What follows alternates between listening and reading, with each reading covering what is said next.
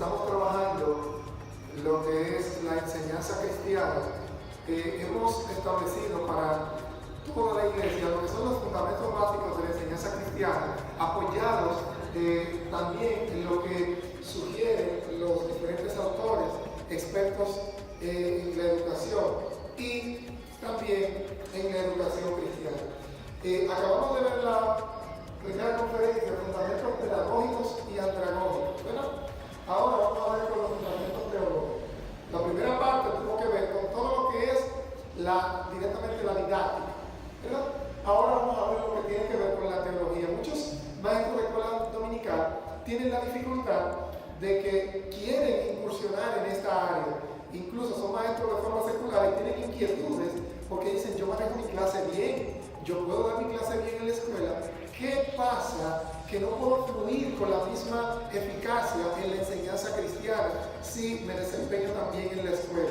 Pues para ello hemos diseñado esta conferencia que se titula Fundamento Teológico del Educador Bíblico. Estamos acá en la iglesia local y un perfil de quien les habla. Hemos desempeñado brevemente en esos quehaceres y los objetivos de nuestra conferencia. En esta mañana tenemos como objetivo básicamente tres: conocer las bases teológicas de la educación cristiana. No pretendemos hacer un instituto teológico en un solo día o en un par de horas. Sin embargo, debemos conocer la base teológica del educador cristiano. Hay algo que es básico y que después usted puede ir mejorando en la medida en que vaya asistiendo a seminarios, a escuelas de ministerios, después del instituto bíblico y esas cosas. Entonces, también tenemos como objetivo identificar las esferas de estudios que facilitan la comprensión del texto sagrado. La palabra de Dios, aunque ella misma dice que son sus propios intérpretes y que además de ello ninguno, por torpe que sea, se extraviará, necesita un poco de tiempo y de dedicación para que podamos comprender más allá de lo que común y corriente la gente entiende. Es decir, debemos ir más allá de lo común, más allá de lo sencillo, porque este evangelio, como debe ser enseñado, también debe ser comprendido para poder enseñarse posteriormente. De modo que no solamente debemos creer, el evangelio es fe, pero debe ser entendimiento también. Y para ello, el educador cristiano debe fundamentarse en la comprensión del texto sagrado. La palabra de Dios es la voluntad de Dios expresada a los hombres de forma escrita y por lo tanto debemos darle la importancia que amerita. Amén. Considerar la verdad bíblica como una fuente de vida y libertad. Si usted tiene la palabra de Dios en serio y ellas mismas establecen que en ella nos parece que tenemos vida eterna, entonces nosotros debemos considerar la verdad bíblica como una fuente de vida y de libertad. Si conocemos bien y si conocemos más, seremos más libres y podemos ayudar a otros a ser libres también. Amén. Recuerden que a nuestra escuela dominical, a nuestra escuela bíblica, llegan personas que a veces ni siquiera son cristianos, pero que les interesa el conocimiento de la palabra a fin de poder tomar una decisión por Cristo más adelante. O sea que podemos tener el caso de personas que no son de la iglesia, pero que les interesa aprender para luego tomar su decisión. Usted tiene que estar en la capacidad de comprender y de ayudar a los demás a comprender el texto. Entonces vamos entrando de lleno, fundamento teológico del educador bíblico, y lo primero que debemos tocar, el primer fundamento que debemos tocar es la hermenéutica. La hermenéutica es una de las esferas de estudio de la teología. ¿Qué es hermenéutica? Bueno, vamos a dividirlo un poco. Se define la hermenéutica como la ciencia y el arte de la interpretación bíblica, de la interpretación del texto sagrado. Eso es hermenéutica.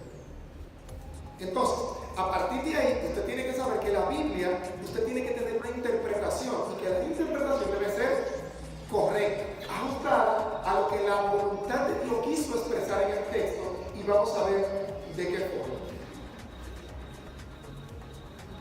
esferas de estudio La hermenéutica no va solo. En la interpretación bíblica, la hermenéutica es el primer paso, porque es una ciencia y un arte. Se le conoce la hermenéutica como la ciencia y el arte de la interpretación del texto sagrado. Se le considera ciencia porque debe seguir reglas rigurosas y que debe estar organizada de forma lógica. Por eso se le considera una ciencia, o sea, tiene pasos, tiene pautas que usted debe seguir, es un método científico.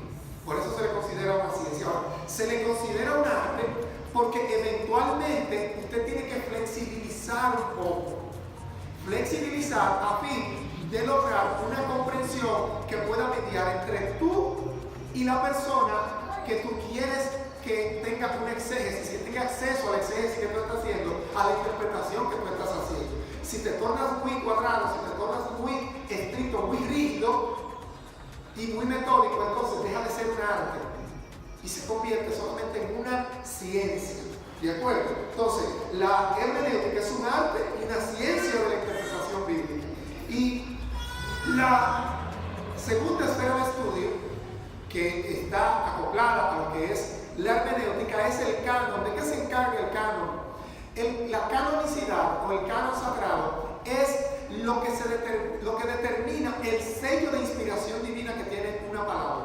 Si nosotros hoy tenemos una Biblia, así como la tenemos en un volumen que están todos los libros de la Biblia, fue porque alguien se encargó de estudiar y de canonizar la palabra, de identificar cuáles eran los libros que tenían el sello de inspiración sagrada para colocarlos todos juntos y que nosotros tuviéramos acceso a lo que Dios quiere decir y no a lo que quiso decir alguien más. A ver, si alguien escribiera un libro por ahí y pretendiera hacerlo sagrado y quiere introducirlo también en el volumen de la Biblia, debe pasar por el filtro de la canonicidad, por la que ya pasaron todos los libros que hoy nosotros tenemos como libros inspirados. El canon se encarga de determinar cuáles son los libros que fueron inspirados por Dios. Dice la palabra que toda escritura es inspirada y útil para enseñar. Está hablando de la escritura sagrada, está hablando de la Biblia. Por lo tanto, el canon se encarga de eso, de la inspiración divina, de identificar el sello. ¿Qué libros de la Biblia no tienen el sello de inspiración sagrada? Ninguno. Todos han sido sellados por la inspiración divina. La paternidad de esos libros es directamente de Dios. Aunque la escribieron manos humanas, el Espíritu Santo fue que la reveló, y evidencia de ello es que hay una coherencia en todo el texto sagrado y que así como el globo terráqueo, usted ve que hay un continente por acá y está separado de agua, hay otro continente por allá y está separado por agua, por debajo todos los continentes están unidos. ¿Cierto o falso? Entonces, así son todos los libros de la Biblia. Aunque tú veas que este libro te habla de profecía, el otro te habla de canciones, el otro te habla de amor y el otro te habla de enseñanza, todos están unidos por la inspiración divina del Espíritu Santo. Amén. Así es que de eso se encarga el canon sagrado. La próxima esfera de estudio que debemos conocer y que yo quiero que usted tenga acceso a esta diapositiva, por eso se la voy a poner en un medio digital para que usted en su casa asimile con más precisión todo lo que estamos hablando aquí y lo pueda profundizar, porque el objetivo del maestro es que el alumno no solamente reciba lo que se le está dando y que se quede ahí.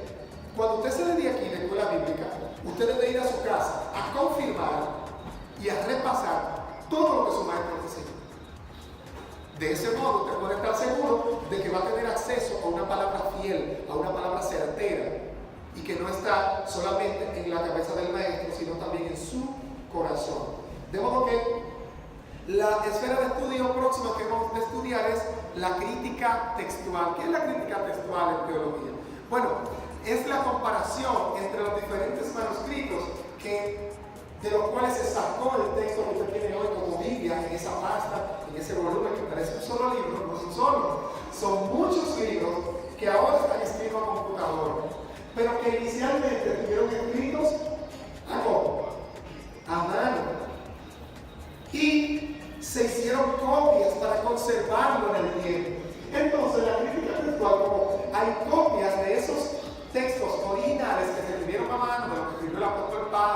de lo que escribieron los evangelistas, de lo que escribieron los profetas, de todas esas cosas hubo copias, hubo manuscritos, y que para evitar que por el deterioro de esos rollos y de esos libros se perdiera lo que fue el mensaje de Dios a los hombres, alguien se encargó de transcribirlo en nuevos volúmenes para que se conservara el texto. Ahora, ¿por qué la crítica textual? Bueno, porque entre una copia y la otra puede que haya una letra o una palabra diferente y hay que comparar entre textos de las diferentes copias para identificar la verdad que quiso ser expresada en la Sagrada Escritura.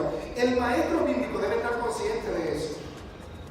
Actualmente no se contienen originales de los textos bíblicos, pero sí se tienen copias originales de esos originales. Es decir, un papiro que fue escrito por el apóstol Pablo después de varios siglos pudo haberse deteriorado, pero hubo un discípulo de Pablo que tomó el papiro de Pablo y transcribió las palabras de él. Y por alguna razón, usted copiando puede poner, si uno dice negro, el otro dice oscuro, y lo que se está refiriendo a algo que realmente casi no se ve, entonces usted compara entre los dos textos, cuál dice oscuro y cuál dice negro. ¿Qué fue lo que quiso expresar el texto? Que hay algo que es de un color espeso, o que es turbio, o que no se ve bien. Entonces tú puedes identificar una verdad a partir de comparar dos textos que dicen la misma idea, pero con palabras diferentes. Amén. Entonces, de eso se encarga la crítica textual, de criticar, de evaluar todas las copias a fin de extraer la idea central para que nosotros tengamos una Biblia traducida en nuestro idioma lo más certera posible. Amén. Entonces, de eso se encarga la esfera de estudio llamada crítica textual. Y para avanzar así, de manera rapidita, sin abundar más de lo necesario, tenemos la próxima esfera, que es la crítica histórica. La crítica histórica nos permite a nosotros identificar la paternidad literaria y la circunstancia histórica en la que se escribió un texto. ¿Por qué es importante esto? Porque el maestro bíblico va a tener que enseñar verdades bíblicas a partir de historias que fueron redactadas por historiadores inspirados por Dios. Entonces, cuando alguien intentó llevar tu mensaje a través de una historia y no estuvo en tu tiempo y tu época, tú vas a necesitar saber en qué circunstancias estaban los actores o los personajes de esa historia. ¿Cuáles eran las circunstancias que definían aquel entorno histórico del cual nosotros estamos hablando? Entonces, cuando usted va a estudiar la Biblia, usted debe tomar en cuenta que hubo un escenario, hubo un contexto, hubo personajes y hubo circunstancias especiales durante esas historias que usted necesita conocer y entender para poder dar una enseñanza efectiva. Por ejemplo, ¿qué pasó en el libro de Josué, como para que Josué se parara en pie y dijera: decidan ustedes si van a servir a los dioses que sirvieron vuestros padres o a los dioses de las personas que están en la tierra que Jehová les entregó? Decídanlo ustedes. Pero lo que concierne a mí, mi casa y yo serviremos a Jehová. Josué tuvo una postura. Pero ¿qué pasó en esa historia para que Josué tuviera una postura tan radical y tan enérgica? Sencillo, que el pueblo de Israel, cuando ya se acercaba el momento de tomar la tierra, empezaron a corromperse y tomaron de aquellas cosas que Jehová le había prohibido que tomaran. Incluso hubo un tema en donde Acán escondió parte de un botín que no le era lícito tomar, de pertenencia de aquellas personas de los lugares donde conquistaron, y que se constituía en una maldición para el pueblo, y él lo tenía ahí. Entonces, cuando Josué en ese entorno se ve afectado y ve el pueblo afectado por una decisión de una persona, entonces él se para y plantea su tesis y dice: decidan ustedes lo que van a hacer, pero mi casa y yo serviremos a Jehová. Entonces hubo una circunstancia histórica que lo llevó a él a decir eso. Amén. O sea, él no lo dijo alegremente, sin que estuviera pasando nada. Nadie se va a parar de aquí y va a tomar una postura radical, o va a comenzar, por ejemplo, a pelear, o va a comenzar a regañar, si algo no sucede que lo lleve a ese término o a esa circunstancia. Entonces Josué fue tan enérgico por eso, porque hubo una circunstancia histórica. Entonces el estudioso de la Biblia, especialmente el educador bíblico, debe saber en qué circunstancias se encontraba un determinado personaje o un determinado contexto para poder interpretar. La crítica histórica se encarga de eso, para poder hacer una correcta interpretación. ¿De acuerdo? La Biblia no es de interpretación privada.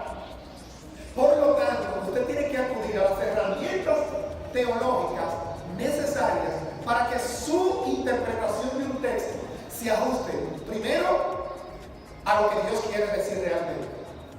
Segundo, a lo que la iglesia entiende como doctrina, porque usted no va a venir a reformar la doctrina. Entonces, si hay un asunto doctrinal incluido dentro de un determinado texto bíblico y usted tiene que hacer una interpretación para enseñársela al alumnado, usted no puede hacer una interpretación divorciada de lo que se ha enseñado como doctrina fundamental, de lo que enseñaron los padres de la iglesia, de lo que enseñó Jesús y de lo que enseñan sus pastores. Usted es maestro bíblico, pero usted no va a inventar la inspiración divina ahora. Amén. La Biblia es su propio intérprete. Y como tal, nosotros debemos acoger las herramientas pertinentes para la interpretación de la palabra. La próxima esfera de estudio que tenemos es la exégesis.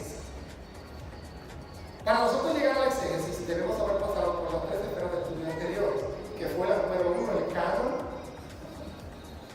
¿cuál fue la número 2? La hermenéutica,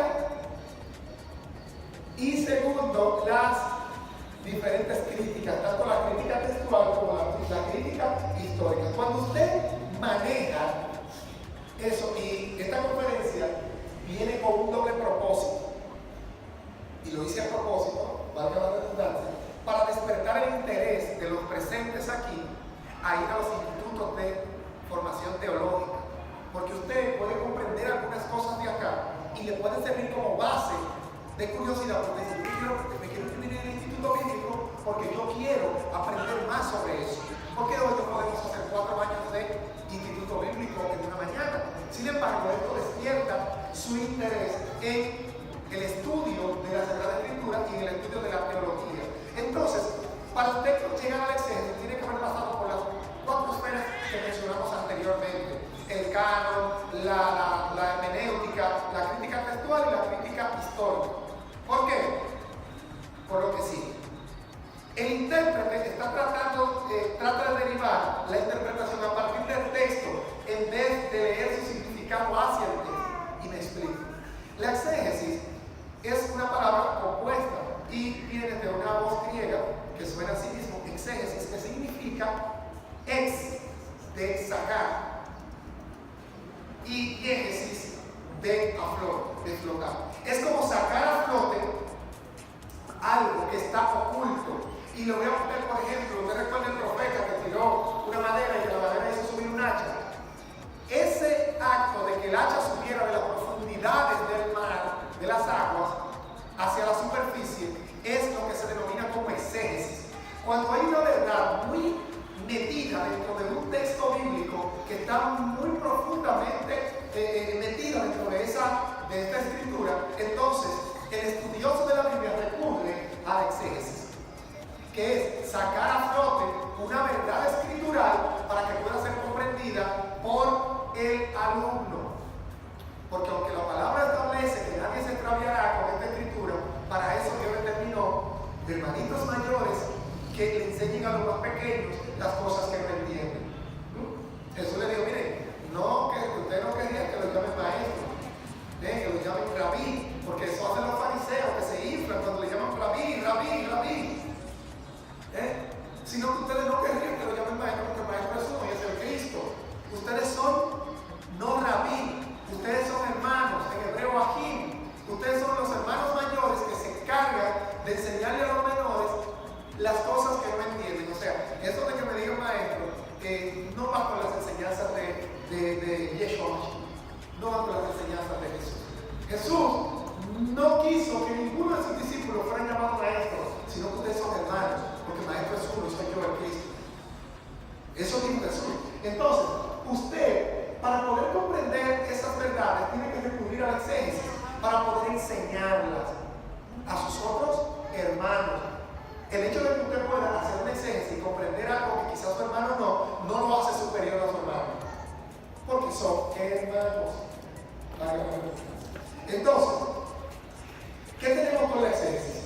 Que en vez de tú agarrar una interpretación que tú tienes y forzar un versículo a que se ajuste a esa interpretación, no. La exégesis es todo lo contrario. Es de ese verso bíblico, de ese pasaje bíblico, extraer una verdad. Exégesis es sacar la verdad de un versículo. Exégesis es meterle la verdad a un versículo. O sea, hay personas que toman un texto bíblico y plantean una verdad personal y quieren torcer el versículo a la verdad personal que ellos tienen. Eso no es exégesis. Eso se llama exégesis, que es lo contrario, y es lo que todo cristiano nunca debe hacer. La Biblia no necesita que tú le metas verdades. Tú necesitas sacar las verdades bíblicas para vivir como cristiano. Amén. Entonces, seguimos. Las teologías. La teología le llaman las dos gemelas. Hay una teología que se llama la teología bíblica. ¿Y de qué se encarga la teología bíblica? Bueno, esta se encarga de analizar, de ahí dice revelación, de analizar la revelación divina como está dada en el Antiguo y en el Nuevo Testamento. O sea, la palabra de Dios fue revelada a los hombres. Y la teología bíblica se encarga de analizar las escrituras en la misma medida en cómo fueron escritas, tanto en el Antiguo como en el Nuevo Testamento. No interviene en el orden, sino que se hace una pregunta. ¿Qué pregunta se hace la teología bíblica? Bueno, de la verdad que yo puedo ver en ese texto, ¿qué le aporta?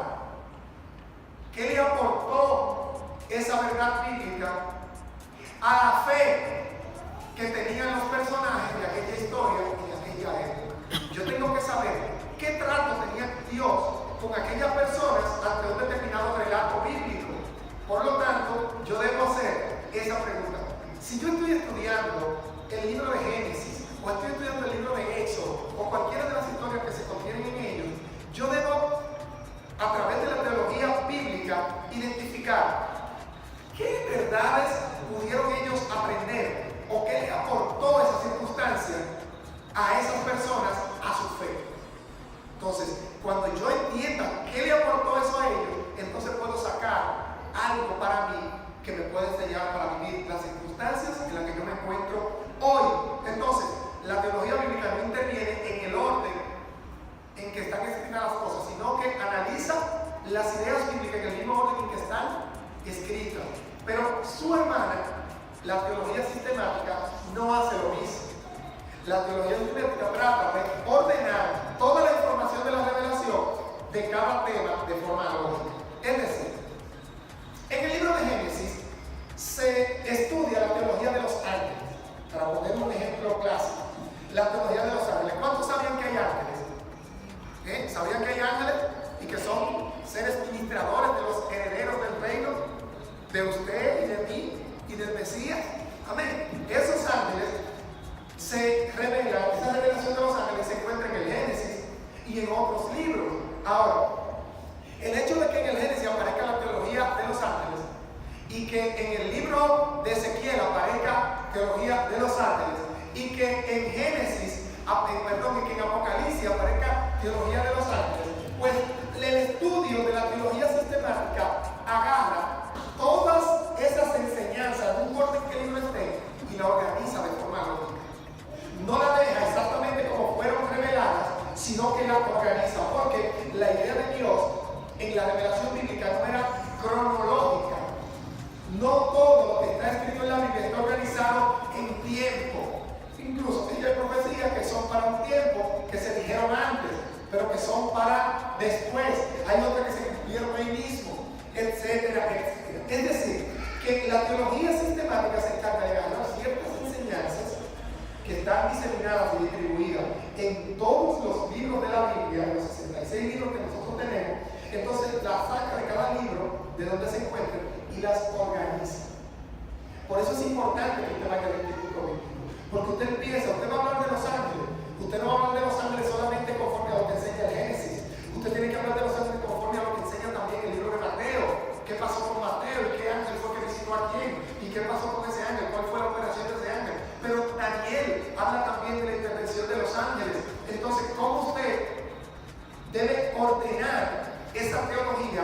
de los ángeles, esa enseñanza de los ángeles, de manera lógica para poder ser comprendida. La educación, tanto la secular como la cristiana, amerita un orden. Por eso los maestros planifican, hacen una planificación de forma ordenada, con 3 etapas, con 3 tiempos de enseñanza, para que en cada tiempo realizar actividades diferentes que nos conduzcan a la comprensión del tema. De eso se encarga la teología sistemática, de sistematizar la comprensión de la enseñanza bíblica, de darle un orden, para que usted lo memorice más fácil. Si usted tiene muchos papeles en la mesa, usted no sabe cuál es el que tiene que firmar. Cuando usted lo tiene en orden, numerado por página, usted dice, me toca este. Y lo primero es lo primero. Si está desorganizado, tú no lo entiendes. Cuando usted organiza sus conocimientos, entonces los puede recordar. ¿De acuerdo? ¿Alguien dice amén? Vamos a ver. Usos y costumbres de la tierra bíblica. Es otra de las escuelas de estudio que usted tiene que conocer y por lo menos comprarse un librito, usted que es maestro bíblico, acérquese a los libros. ¿Por qué es importante conocer los usos y costumbres? Bueno, la Biblia es un libro oriental.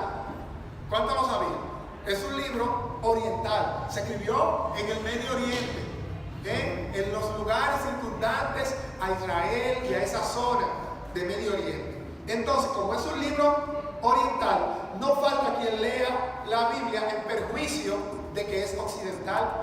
¿Y qué significa eso? Bueno, que hay personas que leen la Biblia y ellos son de este lado del mundo, del lado de Occidente, y quieren interpretar lo que pasa en los relatos bíblicos a partir de la realidad de Occidente.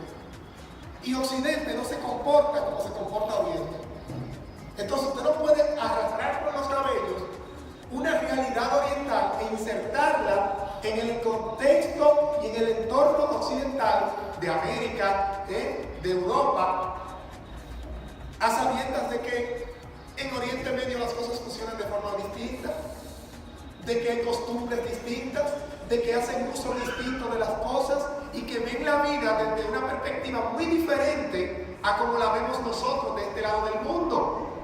Entonces, el pensamiento occidental difiere enormemente del oriental. Entonces, sabiendo eso, usted no puede tomar la Sagrada Escritura y intentar torcer todo a la realidad nuestra. Vamos a ver. La tipología. En la Biblia hay muchas cosas que están escritas de forma, vamos a decir, tipológica, de forma simbólica, para ser más claro. ¿Y de qué se encarga la tipología? Bueno, ya hay varios tipos de tipología. Está la tipología del tabernáculo. En el tabernáculo hay diversas piezas. El tabernáculo era como una especie de templo, ¿verdad? Donde había diferentes utensilios. Y cada utensilio de eso nos enseña algo. Algo que hoy nosotros podemos recibirlo como parte de un patrón de vida. ¿Qué cosas había en el tabernáculo que es necesario que nosotros conozcamos? Bueno, el tabernáculo tiene una pieza muy emblemática que a veces simboliza lo que es el judaísmo y simboliza lo que es la tierra de Israel, que es el candelero de oro, que es una especie de candelero que tiene como varios arcos con muchas velitas. Ese candelero de oro, por la forma en que fue construido, del material de que fue hecho y el uso que tenía en el templo, tiene una enseñanza para la iglesia actual. Y eso se le llama tipología. Ese candelero de oro representa a la iglesia. Ese candelero de oro representa a la iglesia en su máxima expresión. Por eso tiene 7 candilejas que expresan la perfección y el cumplimiento de un proyecto de Cristo de formar una iglesia. Amén. Y que nosotros debemos aprender de cómo fue hecho el candelero. Fue hecho de una sola pieza de oro, hecho a martillazo para aportar un aceite, el cual va a tener una mecha que va a dar luz. Y usted aprende un montón de cosas. Nosotros somos oro. Pero como somos oro, para ser formados y vuelto una pieza hermosa para Dios, tenemos que sufrir a base de martirio muchas cosas para poder aprender. Así fue hecho el candelero. Pero ¿qué pasa? El candelero porta el aceite, que es la unción del Espíritu Santo, y tiene una mecha, que es nuestra boca, a través de la cual sale fuego, que es la palabra. Entonces, cuando usted ve eso a través de la enseñanza rabínica, usted empieza a estudiar, ¿para qué sirve una lámpara? Y es interesantísimo cuando usted describe la enseñanza que hay a través de una lámpara. aceite es la unción, pero hay lámparas de diferentes tamaños. Y dependiendo del tamaño que tenga para captar aceite esa lámpara, entonces así va a ser el tamaño de su mecha. Y dependiendo del tamaño de la mecha va a ser la cantidad de fuego que emite, la cantidad de luz. Es decir, que si usted tiene poca unción, si usted tiene poco aceite, su mecha va a ser más pequeña y por lo tanto las palabras que usted va a decir son pocas. Así si su unción es poca, habla menos. Porque cuando se te acaba la unción y tú sigues hablando, vas a decir cosas que no son bajo la unción. No sé si me hago entender. Amén. Entonces, de esa tipología nosotros aprendemos el tipo de Cristo. En Éxodo se enseña, o Éxodo relata, de cómo el Señor le dijo, mire, sacrifiquen un cordero entre las dos tardes. Que eso es un tema que se analiza aparte. El tema de la hora en Israel y eso. Entre las dos tardes van a sacrificar ese cordero sin mancha, perfecto, y lo van a sacrificar. Pero ¿qué pasa? Ese cordero tiene una simbología, tiene una tipología. ¿Qué tipifica ese cordero que sacrificaban a las 3 de la tarde en Israel? O que sacrificaron allá en el Éxodo. Simboliza a Cristo. Y después, en Deuteronomio, se les repite y se establece como norma que todos los días a las 3 de la tarde, después del Éxodo, ellos tenían que sacrificar ese cordero a esa hora. Pero ¿qué sucede? Juan 1:36 dice, he aquí el cordero de Dios que quita el pecado del mundo. Y cuando vemos, Cristo murió exactamente a las 3 de la tarde, a la hora en que ellos tenían que sacrificar el cordero. Entonces Juan estaba diciendo que Cristo era el cordero de Dios, que simbolizaba aquel cordero del Éxodo y aquel de la ley, y que un día había un cordero que iba a hacer un sacrificio permanente por todos. Eso es tipología.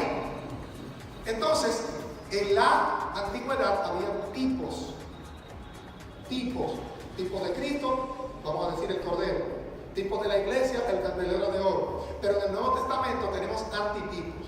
¿Qué son antitipos? Bueno, los antitipos son el cumplimiento actual de algo que fue simbolizado a través de algún objeto o circunstancia de forma profética. Eso es un antitipo. Nosotros somos el antitipo del candelero de oro. O sea, ya la iglesia se cumplió. Cristo tenía un proyecto de formar una iglesia y se simbolizaba en el candelero de oro. ¿Y acaso no es una realidad la iglesia ahora? ¿Pueden decir amén? La iglesia es una realidad. Entonces, ese antitipo se hizo real. Y géneros literarios de la Biblia. Usted, como maestro bíblico, debe conocer esto. Que la Biblia no está escrita todo en la misma forma, en el mismo formato, sino que cada escritor escribió un estilo literario distinto. Así como usted hoy lee que hay novelas escritas, usted lee que hay cuentos escritos, usted ve que hay historias escritas, usted ve que hay poemas escritos. La Biblia tiene todos esos géneros literarios incluidos ahí y organizados de manera lógica. ¿Para qué? Para que usted tenga acceso a ellos. Entonces, vamos a ver. Dice, ¿alguien me puede conectar la computadora? Estoy terminando, pero no quiero que se me apague antes de que termine.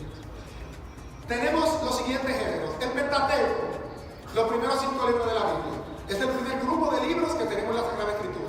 Los primeros 5, Pentateuco. Penta significa 5 en griego. Entonces eso significa 5 libros. Y luego siguen los libros históricos. ¿Quién me puede mencionar un libro histórico? Un libro histórico de la Biblia. Mencióname uno. Moisés. Moisés. Ruth es un libro histórico. ¿Qué más? Moisés. El libro de Josué es un libro histórico. ¿Qué más? Esther es un libro histórico. Esos son los reyes, son libros históricos donde están todas las historias bíblicas tan apasionantes de las cuales podemos aprender muchas verdades escriturales. Están los libros sapienciales. Los libros sapienciales son aquellos que están, cuyo origen y cuyo destino es ministrar sabiduría a sus lectores. ¿Cuál es de ellos? Proverbio. Job es uno de los libros sapienciales que nos enseña muchas cosas. Entonces, Eclesiastés, que nos enseña a amar la sabiduría, a buscarla. También hay otro género. Están los poéticos, que eso ustedes lo conocen fácilmente. Cantar de los Cantares, que son una serie de poemas que se le escribe, ¿verdad?, a la novia, y que muchos de ellos expresan el amor de Cristo hacia su iglesia. Está también los salmos, que era el himnario del pueblo hebreo. Para eso se encargan los salmos. En castellano no todos los salmos riman, pero en hebreo sí tenían su rima y se tocaban con música y se hacía un coro para cantar esos himnos, esos salmos. Entonces, tenemos los libros proféticos, tanto mayores como menores. Y dentro de esos libros proféticos se encuentra también el Apocalipsis, que aunque está al final, es un libro de profecía.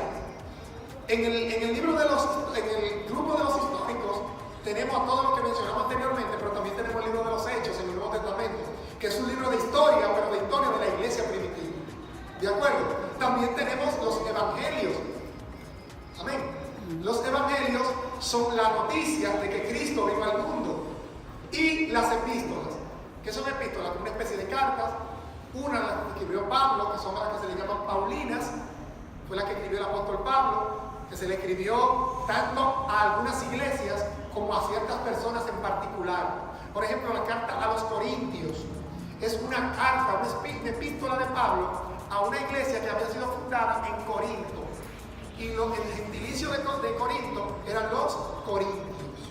Y por eso Pablo le escribe a ellos. Entonces, las cartas paulinas y las cartas generales, que son las cartas de Pedro, las cartas de Juan, las cartas de Judas, son diferentes cartas que usted las tiene todas organizadas de forma lógica en la Biblia y que usted tiene que saber a qué género pertenece. ¿Qué usted está leyendo? Entonces, a partir de ahí, usted sabe qué verdades usted puede enseñar o aprender de ella. Y seguimos rapidito, que aquí con esto se termina esta conferencia para entonces volar para la otra. Figuras retóricas. La Biblia está llena de figuras de retórica. Sí, aunque parezca muy intelectual y muy sofisticado, la Biblia está llena de esas figuras a través de las cuales enseñaron Salomón, enseñó Jesús y enseñaron muchos de los líderes de fe que la Biblia hoy nos enseña como padres de nuestra fe. Entonces, tenemos dentro de esas figuras retóricas, que no se las voy a explicar todas, sino que nada más te las voy a leer, porque eso lo enseñan en la escuela secular, y usted hay libros, lo puede buscar en internet y aprender mucho sobre ella. Está, por ejemplo, la antítesis, está la aliteración, se encuentra también la elipsis, se encuentra el hipérbato o la hipérbole, que es exagerar un poco las cosas, ¿verdad? Cuando te ponen la hipérbole, eran como 2.000 personas las que entraron por esa puerta, pero aquí no caben 2.000 personas. Lo que te quiero enseñar es que entraron muchas. Amén. Entonces, usted utiliza una hipérbole para enseñar algo o para que impresione a alguien. La metáfora, que es una forma de enseñanza a través de ilustraciones, de historietas que no son reales, pero que te pueden enseñar una verdad. Jesús la utilizó. Y fue uno de sus mecanismos por excelencia para él llevar a la gente a la comprensión, la onomatopeya, que es hacer sonido con la boca de cosas que sucedieron en algún momento. Cuando usted hace sonido y eso sonó ¡pam! Eso es una onomatopeya. Entonces usted hace un ruido para expresar lo impetuoso del golpe. Entonces tenemos el simil, que es comparación, anáfora, tenemos la prosopopeya, tenemos el epíteto, que son nombres que se le asignan a las personas o a los lugares o animales. Tenemos la metonimia, tenemos el sinécdoque, la alegoría, tenemos la ironía, que es la forma de tú burlarte de una verdad a través de alguna pregunta o de tú tomar alguna idea que tú quieres enseñar, pero enseñarla en forma como de burla, confrontar a alguien a través de la burla, de la ironía. El pleonasmo, que es repetir palabras de manera innecesaria dentro de un texto o una frase. Y la paráfrasis, que es alargar o decir con más palabras una idea que fue expresada quizá de forma poco entendible. Usted la alarga un poco y puede parafrasear. Yo parafraseando lo que dijo Natanael, lo que dijo Jacob, tú alargas un poco más lo que él dijo para darlo a entender. Entonces,